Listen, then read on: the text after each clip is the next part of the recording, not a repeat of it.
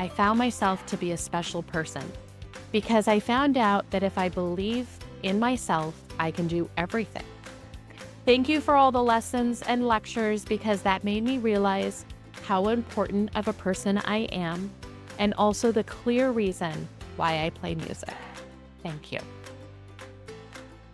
So step number 1, if you so choose, is to write yourself a letter and put it somewhere that you will read sometime in the future.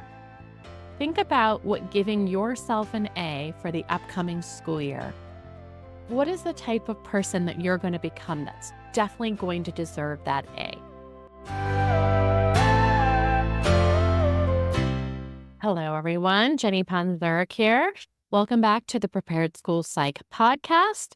Today, I am talking about ways that you can give yourself an A and maybe to others as well. So what exactly am I talking about? So I'm in a group right now focused on leadership skills. This is one of my favorite topics. And if you've been listening to many of the podcast episodes, you can see that's one of my themes as well. One of the books that we are reading in this group is called The Art of Possibility, and it's by the Zanders. And I'm going to be sure to put a link to the book in the show notes in case anyone else is interested. This is a book that I probably read about 15 years ago and have really enjoyed rereading the first couple of chapters as part of this leadership group. I don't know about you, but sometimes you go back and read a book that you haven't read in a while. And I love going back and noticing what I highlighted or what I underlined previously and seeing whether or not that still resonates with me today. Now, chapter 3 of the book is about this practice of giving an A. One of the authors was teaching a class of musicians, and he gave this assignment to his class, which this class was made up of like the best of the best musicians. So I want to read to you from this book exactly what this assignment was. Each student in this class will get an A for the course, I announced. However, there is one requirement that you must fulfill to earn this grade.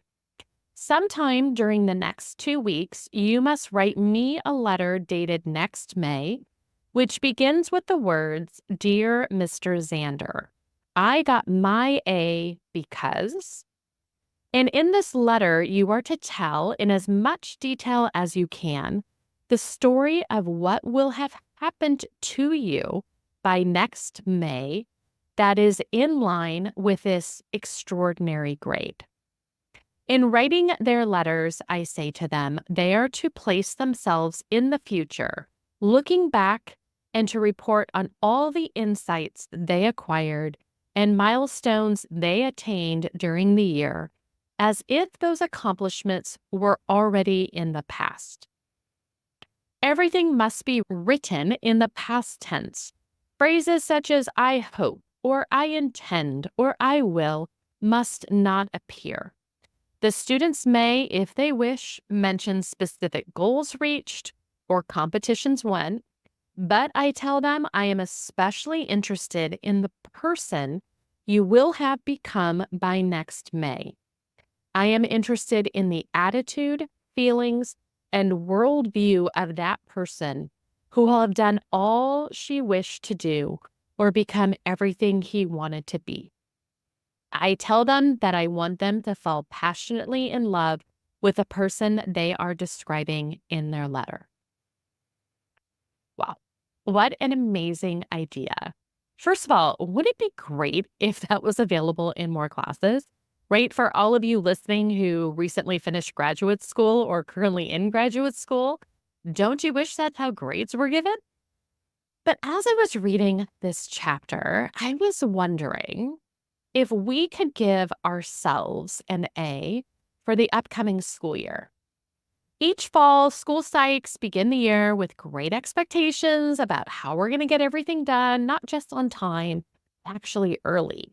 We're going to work with our teams and implement some strategies for collaboration so we're working better together. But how often do we think about the person we want to become during the year? Most of us got into this field of education because we are passionate about supporting students that are struggling in school. We focus a lot on the tasks we need to accomplish, and there are a lot of tasks we accomplish. There are a million emails we're going to respond to during the upcoming year, and kids we're going to test, students we're going to counsel, and students and families we're going to support. We are going to attend way too many meetings and write to-do lists for our to-do list. But do we stop and think about the person we want to be next year? How do we want to show up? And what do we want to learn? Many of us just finished the school year and we felt exhausted, and we think about all the meetings that went wrong. But what if you gave yourself an A for next year before the year even starts? You decide that you're going to kick. Now you just need to think about who you need to be or become during the year to make that happen. So, what might a letter sound like? Here is an excerpt again from the book. It is a letter that one of the students wrote to her teacher. Dearest teacher, Mr. Zander, I received my grade A because I worked hard and thought hard about myself taking your class. And the result was absolutely tremendous. I became a new person. I used to be so negative for almost everything, even before trying. Now I find myself a happier person than before. I couldn't accept my mistakes about a year ago. And after every mistake, I blamed myself.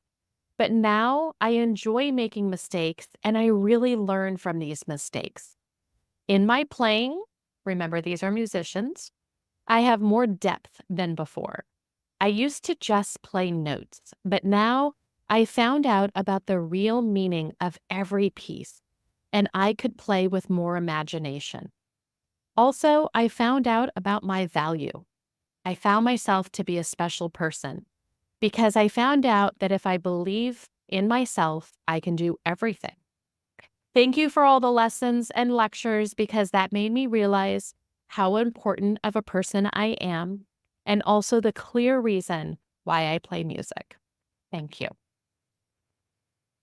So step number 1, if you so choose, is to write yourself a letter and put it somewhere that you will read sometime in the future. Think about what giving yourself an A for the upcoming school year. What is the type of person that you're going to become that's definitely going to deserve that A?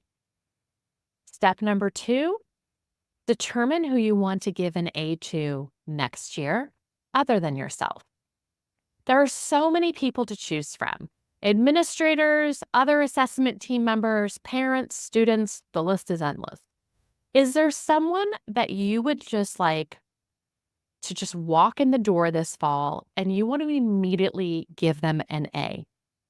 They are there for the students just as much as you are. They are trying their best just like you do. They're going to make mistakes because we all do. But instead of getting down on them in your mind, of course, you're going to have a positive presupposition and just know that they already have an A in your book. How do you think your interactions with this person will change with this change in perspective? So a couple of things for you to take on if you're interested. I know this is something that I'm going to be doing in my preparation for the upcoming school year. I'm going to be writing myself a letter, and I'm also going to think about who do I want to give an A to for this upcoming school year? Who is someone that I just want to start the school year off and just know that they are trying their best and that they already have that A in my book? And I really want to think about how my interactions are going to change with that person. So I hope you found today's episode of the Prepared School Psych podcast informative.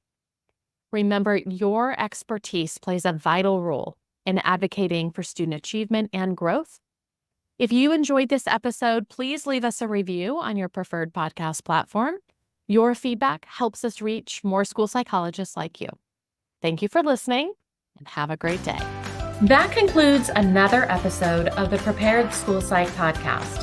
And I hope today's discussion equipped you not just with knowledge, but also the confidence to take action. Remember, every conversation we have and every resource we share builds a bridge towards a more inclusive and empowering learning landscape for our students. If you enjoyed this episode, be sure to subscribe to the podcast for more insightful conversations and resources to support your journey. Share this podcast with colleagues. We would love it if you would also rate and review the podcast. Thank you for tuning in.